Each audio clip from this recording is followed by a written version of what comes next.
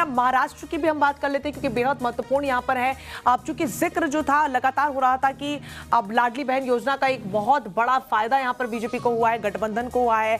अब लाडला भाई योजना भी चलाई गई थी, उसका भी यहाँ पर योजना, गैस सिलेंडर की योजना थी, टोल टैक्स की माफी को लेकर जो योजना थी। मुझे लगता है कि योजनाओं ने वाकई काम किया और काम बोला है।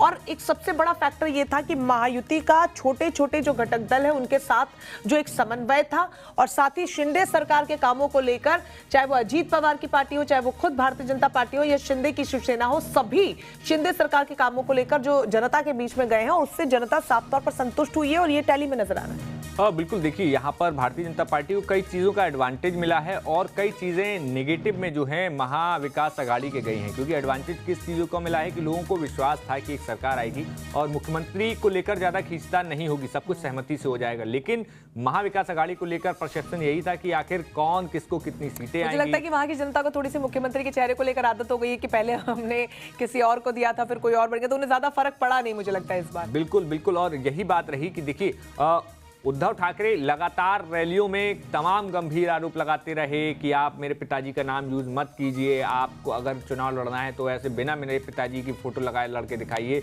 उन्होंने तमाम सेंटिमेंट्स पे बात की, लेकिन लोगों ने यहाँ पर उद्धव ठाकरे की जो शिवसेना है उसको यहाँ पर नकार दिया है। यहाँ आप देखेंगे कि यहाँ पर 20 सीटों पर सिमट कर रह गई है उद्धव ठाकरे की शिवसेना, यानी कि 288 में से सिर्फ 20 सीटें, जो कि उनको लगभग 80 से 85 के बीच सीटें मिली थी। उसमें से बड़ी चीज़ ये थी कि जो लड़ाई हुई, सबसे ज़्यादा डेंट इस बात का हुआ है गठबंधन को कि जिस तरीके से सीटों के बीच लड़ाई हुई, तो लोगों में मैसेजिंग यही गई कि जब सरकार बनने से पहले ही इतनी ज़्यादा लड़ाई है तो सरकार बनने के बाद कितनी लड़ाई होगी। यही नुकसान कांग्रेस को हरियाणा में देखने को मिला था कि जब इतनी ज़्यादा लड़ाई, जब आप एक कुमारी शैलजा को आप चुनाव के पहले ही आप बर्दाश्त नहीं कर पा रहे, उनको टिकटें और सीट नहीं दे रहे हैं, तो वही हुआ। तो आप उनको तो लोगों ने भी वोट नहीं किया कि आप चुनाव के बाद क्या करेंगे, उनको तो फिर मुख्यमंत्री या जो उनके लोग थे मुख्यमंत्री बनने ही नहीं देंगे। तो वही स्थिति महाराष्ट्र में महाविकास अघाड़ी के साथ भी हुई। महाविकास अघाड़ी में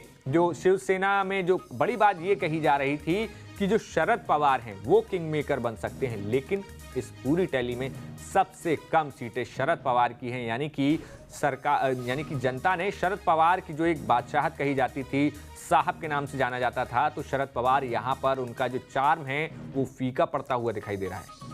बिल्कुल, और जिस तरीके से